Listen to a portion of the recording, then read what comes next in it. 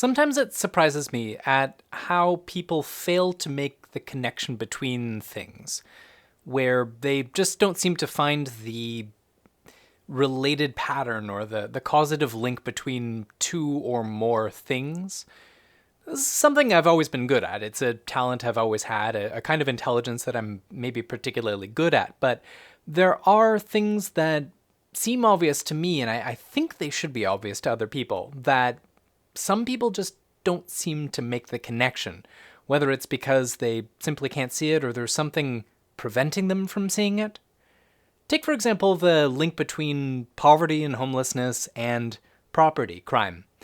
The link, I think, for most people is pretty clear.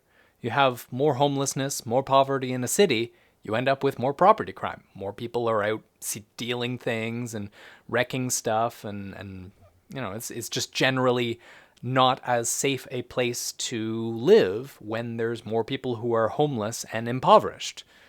It seems pretty obvious to me, but there's some folks that perhaps the consequence of making that connection prevents them from seeing it.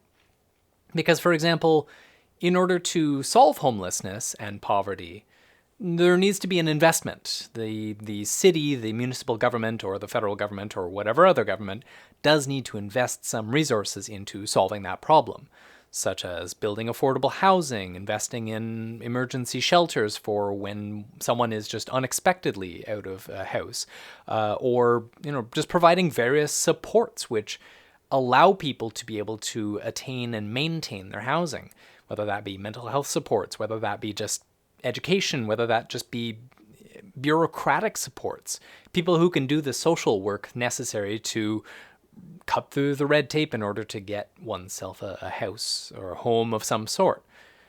But at the same time, the folks who are reluctant to fund these things are doing so motivated by a desire not to personally have to pay for them, as in they don't want their taxes to go up.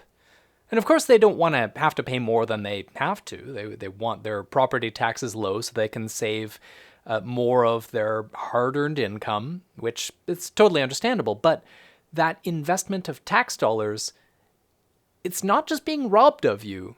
That actually pays for some important stuff, such as, for example, these supports, which help people who are in emergency situations not be homeless, which has the effect of lowering property crime in your city, which possibly has the effect of not having your car broken into, not having your shed broken into, not having your stuff stolen. It seems to make sense to me, but why are they not making this connection?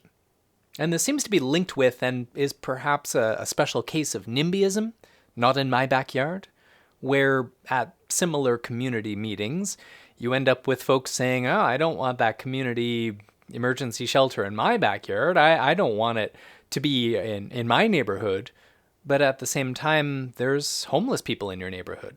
There's folks who are stuck without a home, nowhere to go. And so they're going to have to do something.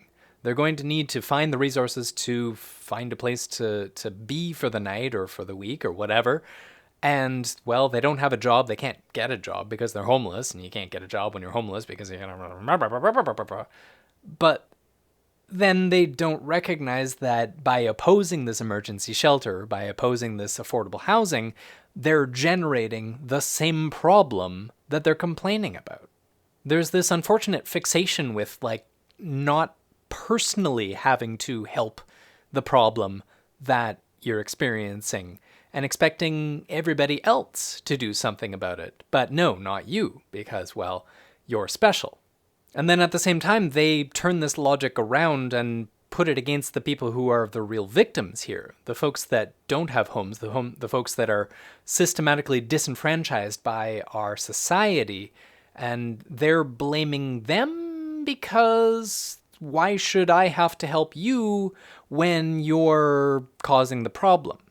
But the folks that end up at the bottom, it ain't their fault. It's not a matter of pure personal choice. Nobody chooses to be impoverished and homeless and hopeless and addicted to drugs. Nobody aspires to that. Nobody, when asked when they want to be when they grow up, nobody wants to be that.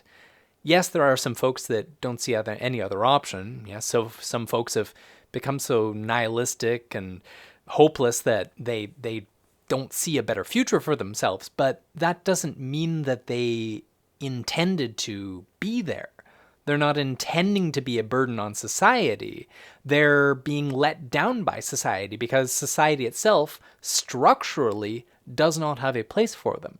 Most people, the vast majority of people, want somewhere to belong. They want to be taken care of. They want to be included in community. They want to feel productive and feel worthwhile and worthy of their life.